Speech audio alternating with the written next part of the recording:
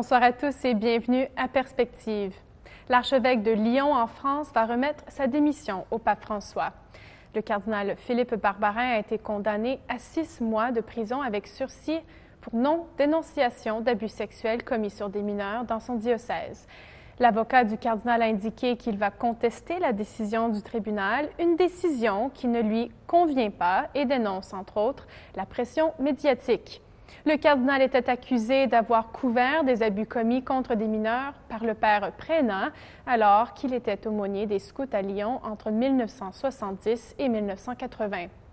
Le prêtre aurait abusé plus de 70 jeunes et 10 de ses victimes ont poursuivi le primat des Gaules. Le procès a été ouvert en janvier dernier. C'est le 2e membre du Collège des cardinaux à être reconnu coupable dans des cas d'abus en 2019. Le cardinal George Pell d'Australie a été reconnu coupable en février pour avoir commis des abus contre des mineurs. Le cardinal Barbarin et la Conférence épiscopale de France ont annoncé qu'ils prennent acte de la décision de justice rendue aujourd'hui. La conférence ajoute que la décision de présenter sa démission relève de sa conscience personnelle. Une conférence sur le développement durable se déroule présentement à Rome. Plus spécifiquement, on s'arrête sur la contribution des religions dans ce domaine en examinant les objectifs des Nations unies promulgués en 2015. La conférence de 2 jours est organisée par les départements pour le développement humain intégral et pour le dialogue interreligieux du Vatican. Le thème, les religions et les objectifs de développement durable, écoutez le cri de la terre et des pauvres. Dans une conférence de presse, le cardinal Peter Turkson, préfet du dicaster pour le développement humain intégral, a signalé que les religions représentent une force pour répondre aux souffrances de la terre. Selon Vatican News, le cardinal a révélé que 8 personnes sur 10 croient en Dieu et que l'éducation, par exemple, est l'une des sphères dans laquelle les religions soutiennent 50% des établissements éducatifs dans le monde et 64% en Afrique subsaharienne.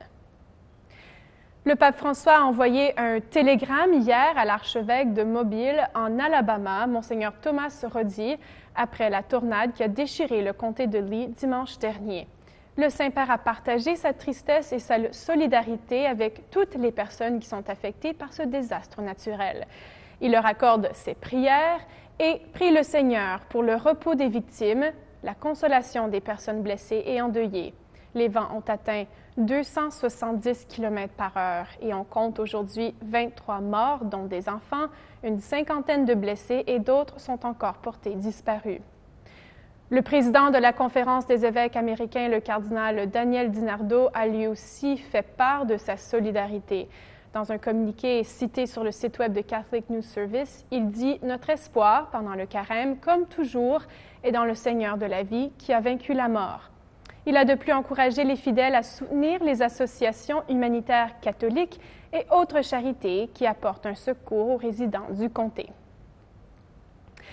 Le 6 mars, un correspondant pour Catholic News Service, une agence d'information basée aux États-Unis, a été détenu pendant 12 heures au Venezuela après une fouille policière de sa maison.